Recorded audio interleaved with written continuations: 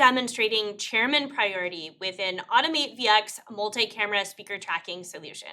Automate VX uses a queue-based algorithm in order to focus on the active speaker while making sure it doesn't get distracted by other participants trying to interject. So That if I'm means speaking I from try to over here and interrupt Bill over tries to talk Jake on and top of Jake me, keeps one talking, switch it's while not we're gonna both switch speaking. over to me, but when Jake does stop speaking, that's when I become the active speaker and you'll see that nice clean cut over to me. Now, if there's a discussion leader or a lead person presenting in the room, foreign participants are going to want to see that person as soon as they start talking.